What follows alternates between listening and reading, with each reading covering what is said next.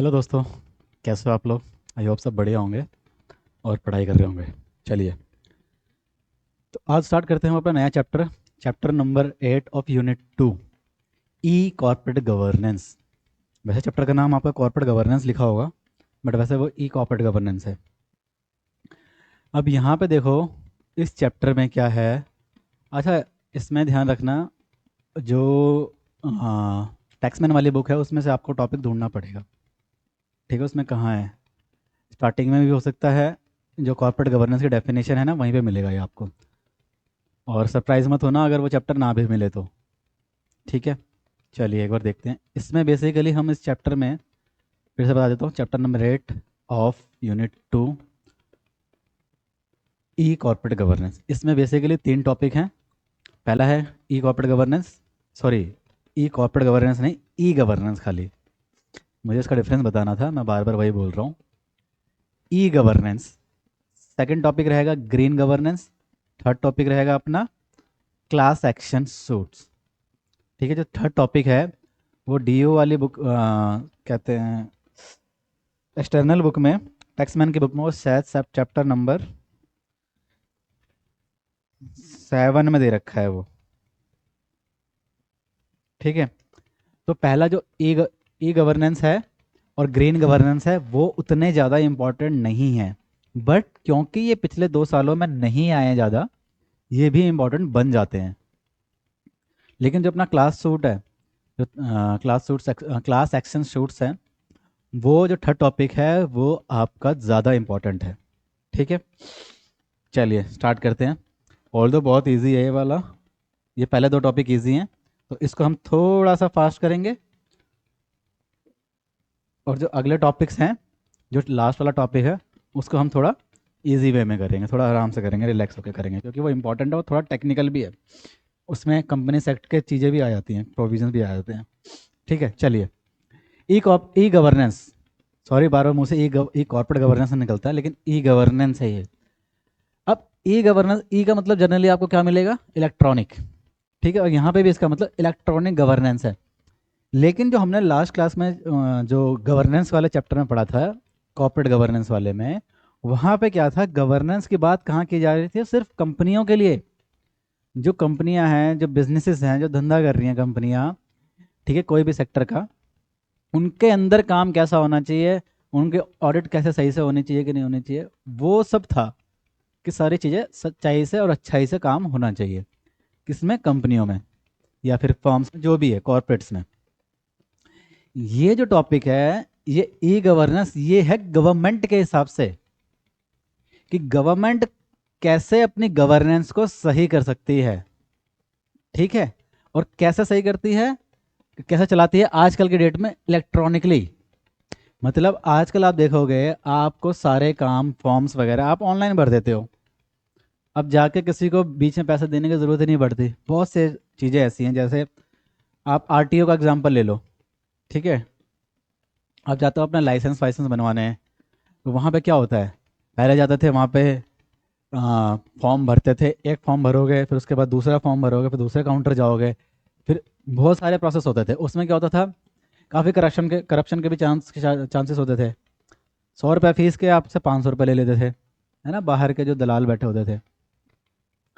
ऐसे ही आप एग्जाम्पल ले लीजिए, जो भी कुछ बैंकिंग की स्कीम्स आती हैं। ठीक है, जैसे एक अभी गवर्नमेंट की स्कीम आई थी ना, क्या बोलते हैं, आवास योजना आई थी ना 2-3 साल पहले, है ना, प्रधानमंत्री आवास योजना। तो आपने देखा होगा, गाँव में लोगों को घर बनाने के लिए पैसे दिए जा रहे थे। 1,20,000 दिए जाते थे स्टार्टिंग स्टार्टिंग में, उसके बाद उसका अमाउंट बढ़ गया था, 2,40 तक चला गया था। बट कॉन्सेप्ट समझिए, उससे हो क्या रहा था, मान लो 1,20,000 था, ये मैं रियल एग्जाम्पल बता रहा हूँ। 1,20,000 सरकार देती थी कुछ चुनिंदा लोगों को, गाँवों को, घर बनाने के लिए, जिनमें उनके पास कुछ लिमिट्स थी, कि इतने तक के बंदे के पास गाड़ी ना हो, मतलब बाइक वाइक ना हो, कोई मोटर व्हीकल ना हो, अकाउंट में इतने पैसे ना हो, पहले से पक्का मकान ना हो। 2-3 क्राइटेरिया थे, अगर किसी वो क्राइटेरिया में बंदा आता है, कोई भी गांव का आदमी, ठीक है, तो उसको घर के लिए बनाने के लिए पैसे दिए जाते थे उसके अकाउंट में। तो होता क्या था, 1,20,000 दिए जाते थे स्टार्टिंग में, और बंदे के पास 90,000 पहुँचते थे। तो बीच में कौन खा जाता था? समझ जाओ, जो वहाँ के प्रधान वगैरह हैं। ठीक है, तो इन चीज़ों को धीरे धीरे तो क्या कर दिया गया, इसको बिल्कुल क्या कर दिया गया, डायरेक्ट। जब गवर्नमेंट को लगा कि ये तो गड़बड़ हो रही है, बंदे के पास तो पूरा पैसा पहुंचता ही नहीं है, तो क्या हुआ, उन्होंने क्या किया कि सीधा 1 लाख 20 हज़ार बंदे के अकाउंट में देना स्टार्ट कर दिया। अब उसके अकाउंट में पूरे के पूरे 1 20 आते हैं। ठीक है, ऐसे बहुत से एग्जाम्पल हैं। आजकल चीज़ें धीरे धीरे, जो गवर्नमेंट की चीज़ें थी, आप देखोगे फॉर्म्स वगैरह सब कुछ ऑनलाइन होते जा रहे हैं। तो यही जो हमारी गवर्नमेंट के काम ऑनलाइन हो रहे हैं, इंटरनेट के थ्रू हो रहे हैं, इंफॉर्मेशन टेक्नोलॉजी के थ्रू हो रहे हैं, इसी गवर्नेंस को क्या बोलते हैं हम, इसी चीज़ को चलाने को क्या बोलते हैं, ई गवर्नेंस। यानी गवर्नमेंट के काम जो चल रहे हैं ऑनलाइन। ये मैंने आपको देसी भाषा में समझा दिया। ठीक है, तो ये गवर्नेंस का मतलब ये मत समझना कि कॉरपोरेट के लिए, कंपनियों के लिए, ये किसके लिए, गवर्नमेंट के लिए हमारी। ठीक है, ये गवर्नमेंट के लिए है। चलिए पढ़ते हैं। ई गवर्नेंस एक्सपेंड टू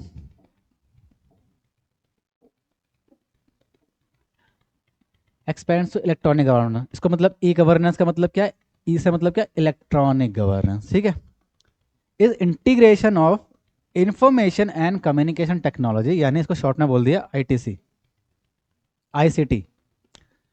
मतलब आईटी मतलब वही इंटरनेट का यूज़ करके, कंप्यूटर का यूज़ करके, इंफॉर्मेशन टेक्नोलॉजी का यूज़ करके।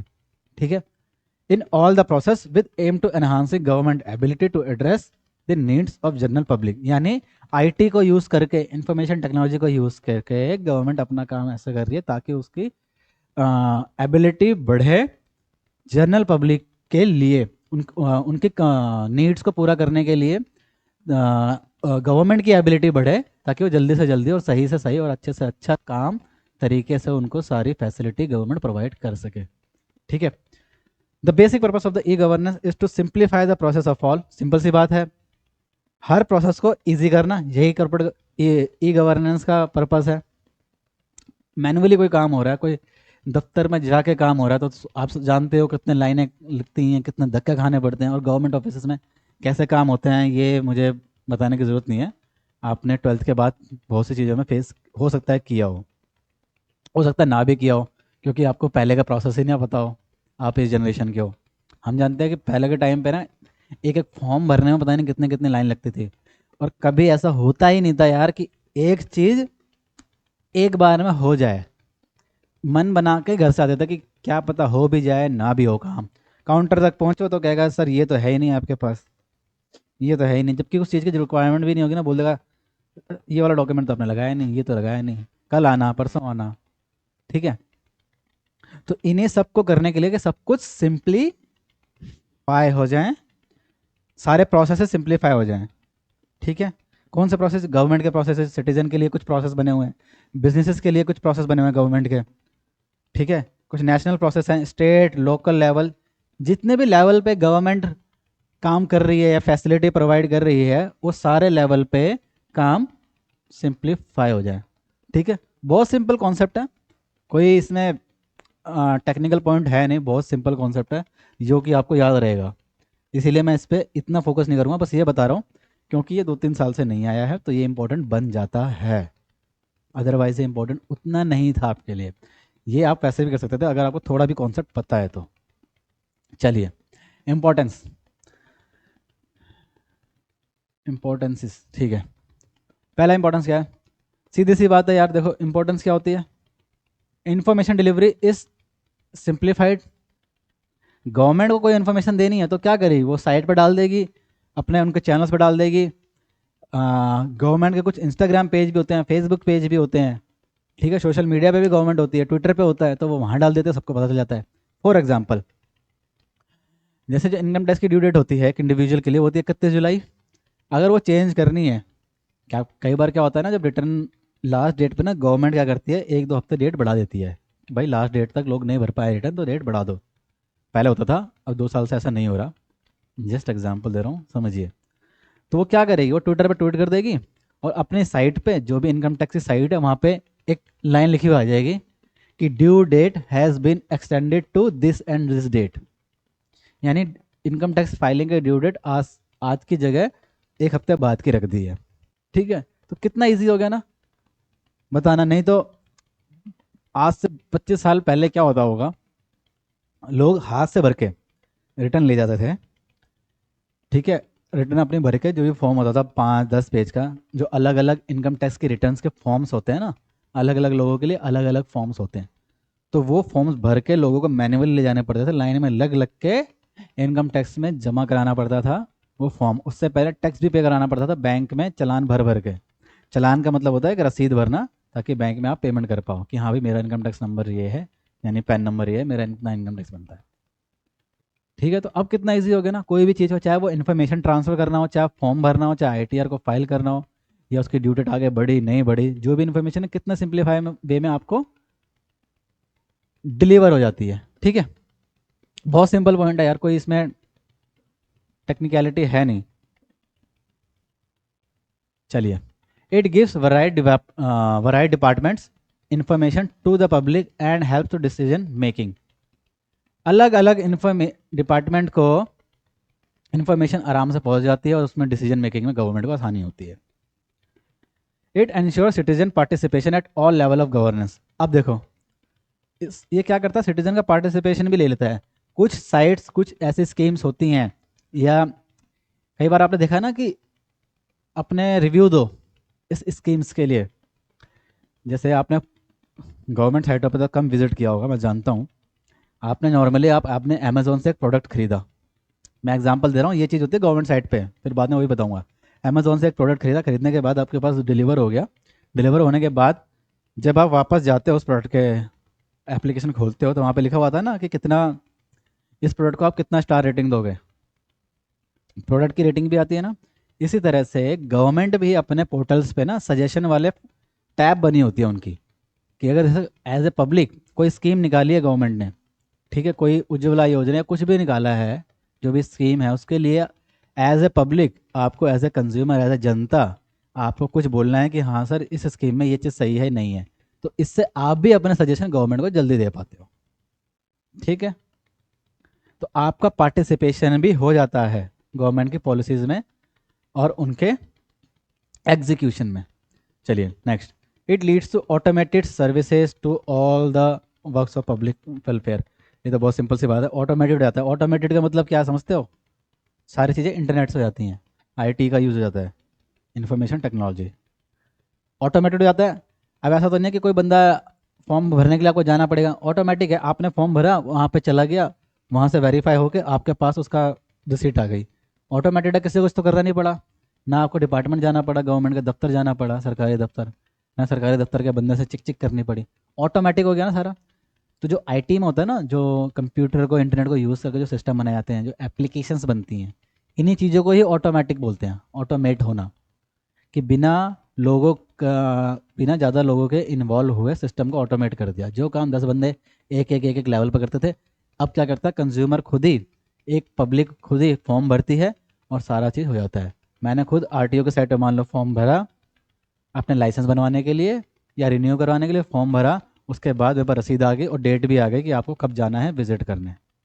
एक बार आपको जाना है वहाँ पे फॉर्म दिखा के, वो आपका वापस चेक कर लेंगे ड्राइविंग का, और आपका कुछ दिनों में लाइसेंस आ जाएगा। पहले महीनों लगते थे, महीनों, बहुत 6-6 महीने, 7-7 महीने, 10-10 महीने, साल साल, 1.5-1.5 साल भी लग जाता था एक लाइसेंस बनवाने के लिए। बहुत दिक्कतें होती थी पहले, और वो भी बाहर के लोग जो दलाल होते थे ना, वो बहुत पैसे खाते थे। चलिए, it revolutionises the functions of government.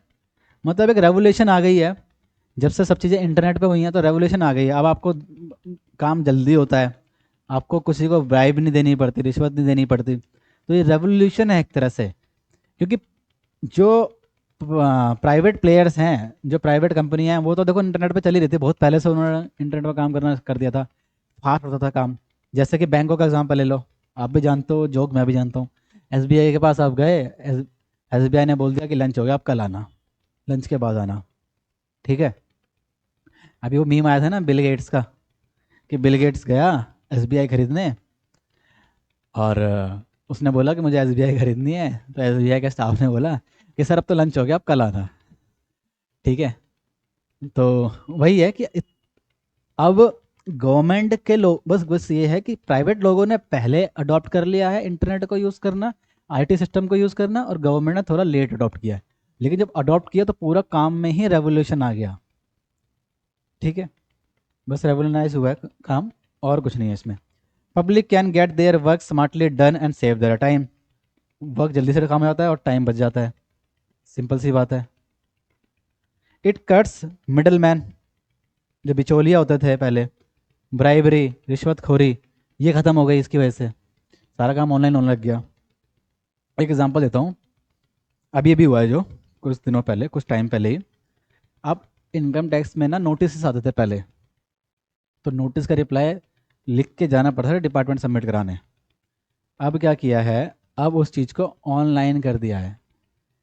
जैसे मेरे खिलाफ कोई नोटिस आया, मैंने रिटर्न भरी, तो एओ को यानी असेसिंग ऑफिसर को, इनकम टैक्स में जो बैठा है डिपार्टमेंट में, उससे मुझे नोटिस भेजना है, तो वो नोटिस भेज देगा।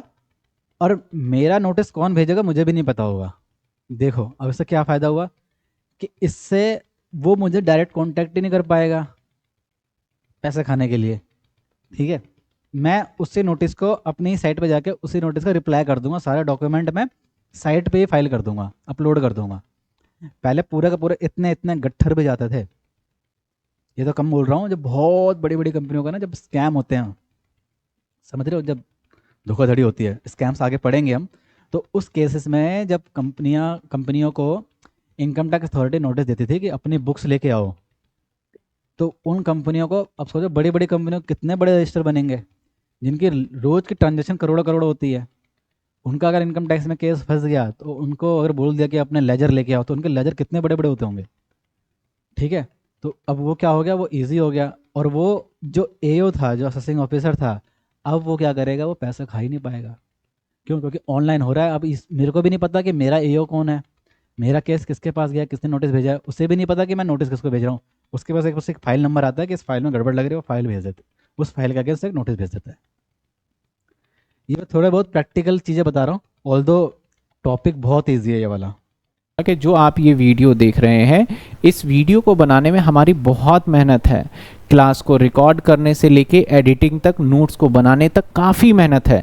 तो प्लीज़ आप इस चैनल को सब्सक्राइब जरूर करिए और अपने दोस्तों को भी शेयर करिए कि इस चैनल पे आपको बीकॉम की सारे कंटेंट्स अवेलेबल होते हैं। चलिए अब इसी का एडवांटेजेस पढ़ लेते हैं। एडवांटेजेस बहुत हैं, लेकिन मेन ये मोटे मोटे एडवांटेजेस है, बड़े बड़े, ये ध्यान रखने हैं आपको। इसको मैं ज़्यादा नहीं कराने वाला, देखो आपको इसी से पता लगेगा। सबसे बड़ी बात, स्पीड, काम फास्ट होता है, सिंपल सी बात है। आपको कहीं जाना नहीं पड़ रहा, चिक नहीं करनी पड़ रही, लाइन नहीं लगानी पड़ रही, तो काम फास्ट हो गया आपका। आपने ऑनलाइन फॉर्म भरा, आपका फॉर्म सबमिट हो गया।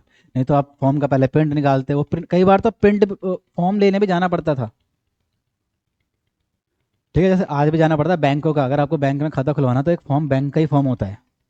ठीक है, ऑनलाइन भी खुलवा सकते हो, लेकिन फॉर्म लेने जाना पड़ता है। तो अब तो बहुत सी साइट्स पे क्या होता है, गवर्नमेंट की साइट पे आप फॉर्म वहीं पे गए, ऑनलाइन आपने नाम भरा, जो भी डिटेल्स सारी भरी, आपका फॉर्म फिल हो गया, कोई दिक्कत नहीं हुई। काम कितना हुआ, स्पीड में काम हुआ। सेकंड, कॉस्ट सेविंग हुई। ठीक है, अब आपको क्या करना पड़ रहा है, आपको कहीं जाना नहीं पड़ रहा, आपका ट्रैवलिंग का खर्चा नहीं पड़ रहा, फॉर्म खरीदने का खर्चा नहीं पड़ रहा, प्रिंट आउट लेने का खर्चा नहीं पड़ रहा, किसी को रिश्वत देने का खर्चा नहीं पड़ रहा। ये सारे खर्चे सारे क्या आपका बच गए, तो आपकी कॉस्ट सेविंग भी हो गई। ट्रांसपेरेंसी, पहले क्या होता था, आपने कोई फाइल सबमिट करा दी, आपको पता ही नहीं है कि वो कहाँ पर है, फाइल कहाँ तक गई। जैसे कि मैं इसका एग्जांपल वापस अमेज़ोन से लेता हूँ। अगर मैं गवर्नमेंट साइट से लूँगा तो आपको याद ही नहीं होगा, आपको पता ही नहीं होगा, आपने काम नहीं किया होगा। ज़्यादातर लोगों ने, जिन्होंने किया है अच्छी बात है, जिन्होंने नहीं किया उनको सिंपल एग्जांपल लेकर समझते हैं।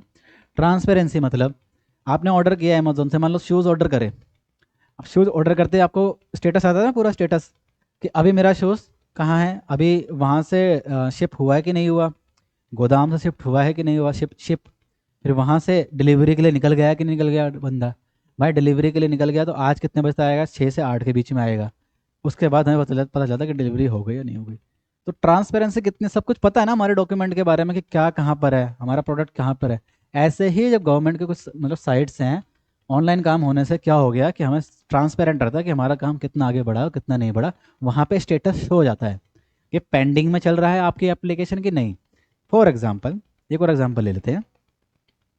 जैसे आपने क्या बोलते हैं, बिजली का मीटर लगवाने के लिए फॉर्म भर दिया, ठीक है, आप गए लॉगिन आईडी बनाया, लॉगिन आईडी पासवर्ड बनाया, फॉर्म भर दिया, आपको पता चल जाएगा कि अभी इसका स्टेटस क्या है, पेंडिंग में चल रहा है या फिर अंडर प्रोसेस है या फिर विजिट हो गई है आपके घर पे। जो उनका इंजीनियर है ना, वो विजिट करने आता है इंजीनियर एक बार कि हाँ भाई इस जगह पे मीटर लग सकता है, वो देखता है तब उसके बाद मीटर लगता है। तो ये सारे प्रोसेस ना वो हर बार वो स्टेटस लिखे हुए आ जाएंगे। सिमिलरली जैसे वो अमेजोन पे जूते खरीदने का एक एक स्टेप का स्टेटस आ गया, तो सब कुछ ट्रांसपेरेंट है, कुछ छुपा हुआ नहीं है, ठीक है। इसको पढ़ लें एक बार, इनको तो नहीं पढ़ा था क्योंकि इजी थे। All governmental information can be uploaded on to internet. The citizen access specifically access whichever information they want whenever they wanted. जो इन्फॉर्मेशन उसको चाहिए सब कुछ वो मिल जाती है, जब भी चाहिए तब मिल जाती है। फ़ोन पे देखना है फ़ोन पे मिल जाएगी, और उसको चाहे लैपटॉप पे देखना लैपटॉप पे मिल जाएगी। वैसे तो मैसेज पे भी नोटिफिकेशन आती रहती है। अकाउंटेबिलिटी, ट्रांसपेरेंसी डायरेक्टली लिंक, ये वाला पॉइंट डायरेक्टली लिंक होता है अकाउंटेबिलिटी पे। Once the function of the government are available we can held them accountable for their action. एक बार अगर आपने फॉर्म भर दिया गवर्नमेंट में कोई भी चीज़ फाइल करने का, तो आपको पता है कि हाँ भाई मैंने फॉर्म भर दिया, मेरा फॉर्म फाइल हो गया।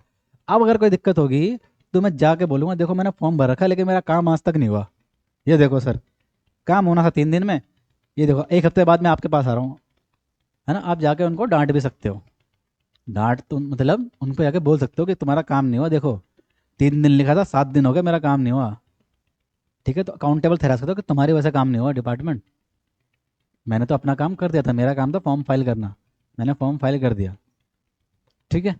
सिंपल सी बात है। अब कुछ डिसएडवांटेजेस भी हो सकते हैं इसके। फिर क्या बात कर रहे हो सर, इंटरनेट पे काम सारा हो रहा है। देखो इसमें एक चीज़ और सुन लो ध्यान से, अगर और बड़ा क्वेश्चन आ जाए, देखो अगर ऐसा क्वेश्चन आ जाए ना, सॉरी इंपॉर्टेंस का या फिर एडवांटेजेस का, तो इसके पॉइंट भी ये वाले पॉइंट में से कुछ पॉइंट आप एडवांटेजेस में लिख सकते हो। जैसे देखो ब्राइबरी, लास्ट पॉइंट देखो, मिडिल मैन खत्म हो जाएगा, ब्राइबरी खत्म हो जाएगी, टाइम सेव होगा, ये तो आप एडवांटेजेस में भी लिख सकते हो ना। तो इसमें आ जाओ तो ध्यान रखना, लिख सकते हो आप। मैं हर बार बताता हूँ जहाँ लिखना होता है, जहाँ लिख सकते हो वहाँ मैं बताता हूँ लिख सकते हो आप। तो एडवांटेजेस में इंपॉर्टेंस वाले पॉइंट आप डाल सकते हो, ठीक है। चलिए डिसएडवांटेजेस, डिसएडवांटेजेस भी दोस्त बिल्कुल हो सकते हैं। क्या होता है देखो, लॉस ऑफ इंटरपर्सनल कम्युनिकेशन। कई बार देखो चीज़ें ऐसी होती हैं कि आप ऑनलाइन नहीं बता पाते, कुछ मान लो टेक्निकल इश्यू आ गया या फिर आप कुछ भरना भूल गए, ठीक है। अब वो आप बता नहीं सकते उनको, क्यों? क्योंकि जब आप एक इंसान के सामने बैठते हो, जब आप किसी ऑफिस में जाते हो, किसी दफ्तर में जाते हो, गवर्नमेंट के ऑफिस में जाते हो, किसी भी ऑफिस में जाते हो, तो आप किसी से बात करते हो तो आप उससे ज़्यादा अच्छे से समझा पाते हो। ऑनलाइन क्या होगा, आपने फॉर्म भर दिया, मान लो वहाँ पे कमेंट की जगह ही नहीं है, या फिर कमेंट में भी आप उतना अच्छे से नहीं अपने आप को एक्सप्रेस कर पा रहे हो जो एक सामने वाले बंदे से मिल के समझा पाते हो आप, ठीक है। तो वो इंटरपर्सनल कम्युनिकेशन है ना, वो मिसिंग होता है यहाँ पे। इंटरपर्सनल कम्युनिकेशन मतलब दो जिंदा जागते आदमियों के बीच में जो कन्वर्सेशन होती है। एक सामने ऑफिसर बैठा है, एक आप बैठे हो, आपको समझा रहे हो सर मेरे साथ ये दिक्कत है, फलाना दिक्कत है, मेरे फॉर्म में ये हो गया, गलती हो गई, आप इसको सही कर दीजिए, मेरे को मेरा बहुत सारा नुकसान हो रहा है। तो ये वाला जो कम्युनिकेशन है ना, ये मशीन तो समझेगी नहीं, कंप्यूटर तो समझता नहीं है। कंप्यूटर क्या समझेगा आपकी बात, क्या समझेगा? जो आपने उसमें फॉर्म भरा है वही समझेगा। आपने गलती से मेल का फीमेल कर दिया। था मेरा दोस्त, उसकी एक बेटी थी, मतलब ऑफिस में एक बंदा काम करता था, वो हमसे थोड़ा सा एज में ज़्यादा ही था। तो उसकी एक बेटी थी जो मतलब सबसे छोटी बेटी थी ना, उसका उसने कुछ बर्थ सर्टिफिकेट बनाया था, उसने वहाँ मेल लिखा हुआ था। उसने लाखों कोशिश कर ली, वो मेल का फीमेल करने में ना उसे बहुत टाइम लग गया, 1.5-2 साल लग गए उसके बर्थ सर्टिफिकेट में। कब कब वो चीज़ें करनी पड़ेगी, जब उसका स्कूल में एडमिशन करवाना पड़ा था। तो ऐसा कुछ कुछ चीज़ें हैं जब आप सामने बैठते हो तो तुरंत समझ जाता है बंदा, लेकिन मशीन वो चीज़ें नहीं समझ पाती, यानी कंप्यूटर नहीं समझ पाता। तो क्या फ़ायदा हुआ आपका, यहाँ पर क्या घाटा हुआ? इंटरपर्सनल कम्युनिकेशन का लॉस हो गया, ठीक है। The main disadvantages of e governance is to loss the interpersonal communication. Interpersonal communication is aspect of communication that many people consider vital, ये वो चीज़ें हैं जो आज भी जो हमारे पुराने लोग हैं, जो भी हमारे माँ बाप हैं, दादा दादी हैं, उनको तो पता ही नहीं ना इंटरनेट पे क्या फॉर्म भर रहे हो क्या नहीं भर रहे हो। वो तो चाहते हैं कि हम एक पर्चा से लेके चले जाएं और सामने वाले से बाबूजी बाबूजी कह के हम अपना काम करा लें, उनको हम अपनी दिक्कतें समझा दें। आज ही बहुत से लोग ये चाहते हैं। तो ये चीज़ लिखा है that many people consider vital. बहुत से काम ऐसे हैं, बहुत से डिपार्टमेंट ऐसे हैं जहाँ पे आपको चीज़ें एक्सप्लेन करनी पड़ती है, ठीक है, वहाँ पे ये चीज़ें मिसिंग हो जाती हैं। चलिए second point, high setup cost and technical difficulties. Simple सी बात है, इसमें ये भी दिक्कत है। पहले क्या होता था, एक बंदा दो चार बंदे बिठा दिए, ठीक है। अब एक बार को वैसे तो चार बंदों छः बंदों की सैलरी तो जाएंगी, वो तो मोटा खर्चा है ही। लेकिन अगर आपको पूरा का पूरा कंप्यूटर सिस्टम सेटअप करना है, इंटरनेट लगवाना है, पूरा डेस्कटॉप, अब एक डेस्कटॉप 50-50 हज़ार से तो स्टार्ट होता है, 50 हज़ार लाख रुपए का। अगर ठीक है मान लो 6 कंप्यूटर लगा, बढ़िया कंप्यूटर लगा, 6 लाख तो ऐसे खर्च हो गया, फिर उसका तार हो गया, मॉडम हो गया, सीपीयू हो गया, कुछ और दिक्कत हो गई, पूरी की पूरी वायरिंग हो गई, इंटरनेट का खर्चा हो गया। तो स्टार्टिंग में कॉस्ट तो बहुत जल्दी ज़्यादा आती है ना, बाद में कॉस्ट बचती है। वैसे 6 बंदों की जगह आपने सिर्फ 2 ही कंप्यूटर लगाए, लगे 2 ही लाख, और 6 बंदों को आप मान लो 50-50 हज़ार दे रहे हो, ठीक है, एक झटके में तो 2 लाख लग गए ना आपके। ठीक है, 50 हज़ार भी कहाँ, 10-10 हज़ार देते हैं बहुत सी जगह, छोटे छोटे काम हो गए। मान लीजिए एक बार में आपका झटके से बहुत ज़्यादा एक्सपेंस आता है, पूरा सेटअप बिठाना पड़ता है। गवर्नमेंट में ऐसा नहीं है कि 2 कंप्यूटर बिठा के काम हो गया, प्रॉपर सिस्टम से बहुत सारी चीज़ें, इंफ्रास्ट्रक्चर बनेगा, उसका ऑफिस बनेगा, ऑफिस में कंप्यूटर के टेबल वगैरह बनेंगी, मतलब पूरा का पूरा इंफ्रास्ट्रक्चर बनाने में खर्चा मोटा आता है स्टार्टिंग में। High setup cost and technical difficulty, फिर टेक्निकल डिफिकल्टी भी आएगी। अब बहुत से बंदों को चलाना ही नहीं आता, स्टार्टिंग में सॉफ्टवेयर नया बनता है गवर्नमेंट का, उस सॉफ्टवेयर पर काम करने के लिए नए बंदे हायर करने पड़ता है जिनको नॉलेज हो, कईयों को नॉलेज ही नहीं होती, तो टेक्निकल डिफिकल्टी भी स्टार्टिंग में बहुत आती है। आपको पता है फॉर्म में कभी कभी एरर भी आते हैं, खासकर गवर्नमेंट साइट में। बच्चे जानते होंगे, नहीं भी जानते होंगे तो इतना तो उन्हें पता ही होगा कि सरकारी काम अभी भी ऑनलाइन हो चाहे ऑफलाइन हो उतने अच्छे नहीं होते जितने प्राइवेट होते हैं। आप एक प्राइवेट बैंक चले जाना और एक सरकारी बैंक चले जाना, अगर जिन बच्चों को नहीं पता, आपको डिफरेंस दिख जाएगा किसी भी काम के लिए, ठीक है। बात करने से लेके उसकी प्रोसेसिंग में, टाइम ऑफ वर्क में, डीलिंग में, और उनका प्रॉपर सिस्टम में, कंप्यूटर सिस्टम में, सॉफ्टवेयर में, सब में आपको डिफरेंस दिख ही जाएगा। तो ये दोनों चीज़ें आती हैं। तीसरा है इलिटरेसी। इलिटरेसी इसी से रिलेटेड है, टेक्निकल डिफिकल्टी से कहीं ना कहीं। Illiteracy, a large number of people in India are illiterate. देखो कितना गलत लैंग्वेज लिखी है, लेकिन ये बुक की लैंग्वेज है, मैंने लिख रहा, कहीं आप मेरे को बोलो। आज भी जो ये लिखा हुआ वो तो पढ़ा रहा हूँ, आज भी इंडिया में बहुत से लोग अनपढ़ हैं। जो ज़्यादातर लोग, जैसे मान लीजिए गांव में एसबीआई गांव के कोने कोने में है, एचडीएफसी तो कोने कोने में है नहीं, बहुत सी जगह तो वो है ही नहीं। तो कोने कोने में कौन है, एसबीआई है। वहाँ पे जो गांव के बिल्कुल ही कोने में है, जो बिल्कुल ही पिछड़े इलाके हैं, वहाँ पे लोग पढ़े लिखे नहीं है। ये हार्श रियलिटी है, क्या करें, ऐसा नहीं होना चाहिए बट ये है, ठीक है। तो वहाँ पे लोग इस इंटरनेट के बारे में इतना जानकारी नहीं रखते हैं, नहीं पता होता उन्हें चीज़ें। तो वहाँ पे इलिटरेसी इतनी है, और वहाँ पे मान लो कोई बंदा अपॉइंट भी करना है उन्हें कंप्यूटर चलाने के लिए, तो उनको बंदा नहीं मिलता जल्दी से। यानी एसबीआई की ब्रांच मान लो किसी बहुत ही रिमोट एरिया में है जहाँ पे लोग उतने पढ़े लिखे नहीं है, वहाँ पे एसबीआई को आसपास के लोगों को एम्प्लॉय करना है, यानी आसपास के लोगों को काम पे रखना है, ठीक है। तो वो क्या कर पाएंगे, आसपास में लोग पढ़े लिखे मिलेंगे ही नहीं उसे, तो ये भी दिक्कत आती है। इसलिए लिखा है and do not know how to operate computers, ठीक है। उन लोगों को कंप्यूटर चलाना ही नहीं आता होगा, स्मार्टफोन चलाना ही नहीं आता होगा, तो वहाँ पे डिफिकल्टी आती है। Last point, cyber crime, leakage of information, ये इंपॉर्टेंट पॉइंट है। अब देखो भाई कंप्यूटर में क्या होता है, आपने फ्रॉड सुने होंगे, फ्रॉड बहुत होते हैं कंप्यूटर वाले, ऑनलाइन फ्रॉड बहुत होते हैं। बैंक से पैसे निकाल लेते हैं, एक मैसेज आता है, एक लिंक आपने क्लिक कर दिया, उस लिंक पे आप गए, आपका पूरा का पूरा फ़ोन का एक्सेस उसके पास चला गया। आपने एक बार भी बैंक की एप्लीकेशन खोली, वो बंदा सब कुछ जान लेता है और तुरंत उस एप्लीकेशन से धीरे धीरे आपके सारे पैसे गायब हो जाते हैं। ऐसे बहुत सारे फ्रॉड हैं, आप जानते ही होंगे, इस चीज़ के बारे में तो जानते ही होंगे क्योंकि कॉमन चीज़ें हैं बहुत। अगला टेक्निकल पॉइंट, ये देखो इतना गैप गैप क्यों डाल दिया, ठीक है। There are technical implementation of e governance transformation with respect to computer hardware and software. अब टेक्निकल इश्यूज भी आते हैं यार कंप्यूटर हार्डवेयर में, कौन सा हार्डवेयर लगाना है, कौन सा सही है, किस कितने हैवी सॉफ्टवेयर लगाने हैं उस पर, कितना हैवी सॉफ्टवेयर वो रैम उठा पाए। यानी हार्डवेयर और सॉफ्टवेयर दोनों के लिए टेक्निकल इश्यूज आते ही आते हैं, हर ऑफिस में आते हैं, ये तो कोई बड़ा पॉइंट नहीं है। प्राइवेसी मेंटेन नहीं हो पाती भाई। पहले मैं पढ़ लेता हूँ, ये इंपॉर्टेंट पॉइंट है। Privacy and security of confidential report is the main problem. There are concern about hacking, defence information and other defence. देखो, हर चीज़ अगर ऑनलाइन हो जाएगी, जो लोग कहते हैं ना कि हमें तो ये भी जानना है, हमें वो भी जानना है, सरकार की हर एक चीज़ जाननी है, हर एक चीज़ नहीं बताई जा सकती। जो हमारा डिफेंस सिस्टम है, क्या हमें डिफेंस सिस्टम की सारी जानकारी इंटरनेट पर दे देनी चाहिए? बिल्कुल नहीं, बिल्कुल नहीं। अब मान लो हमारे दुश्मन देश को पता चल जाएगी, साथ में बैठे ना दो दुश्मन, चाइना और पाकिस्तान, हमने अपने साइड पर डाल दिया हमारे पास इतने ड्रोन हैं, इतनी मिसाइलें हैं, इतनी तोपें हैं, इतना ये है, इतनी टेक्नोलॉजी वाले हवाई जहाज हैं, फाइटिंग ये हैं वो हैं, सब कुछ ही अगर हम रिवील कर देंगे तो दुश्मन को पूरी जानकारी मिल जाएगी ना हमसे। ये मैंने बड़ा एग्जांपल दिया और ये रियल एग्जांपल है। ये देखो, हैकिंग डिफेंस इंफॉर्मेशन। आपको पता है ना, हैक हो जाती हैं साइटें, बड़े बड़े लोगों के अकाउंट हैक हो जाते हैं, गवर्नमेंट की साइटें हैक हो जाती हैं।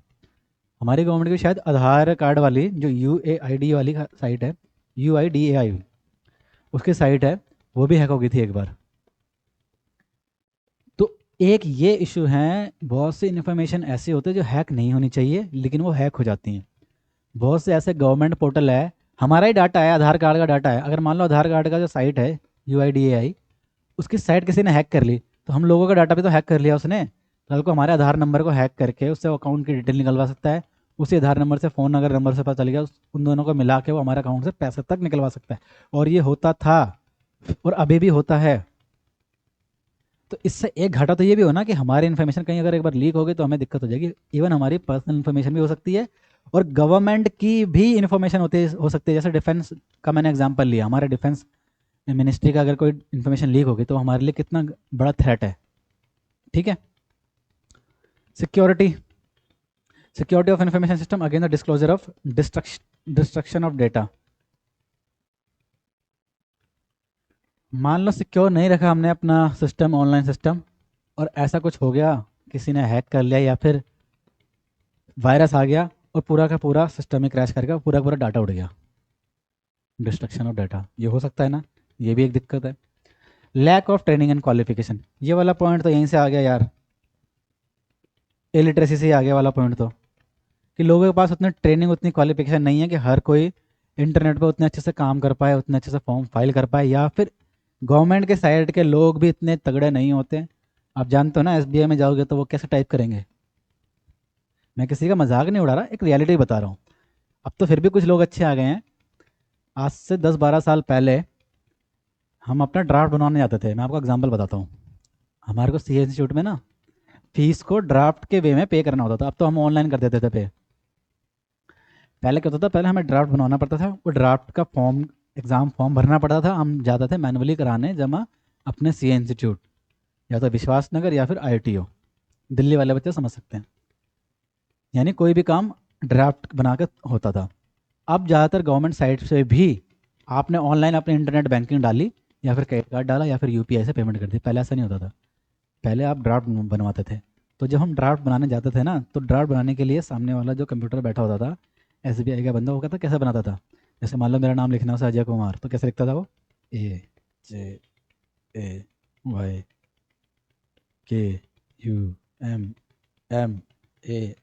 ऐसे ऐसे से करके लिखता था वो। तो उतने टेक्निकल बंदे, उतने क्वालिफाइड बंदे नहीं होते थे। ठीक है।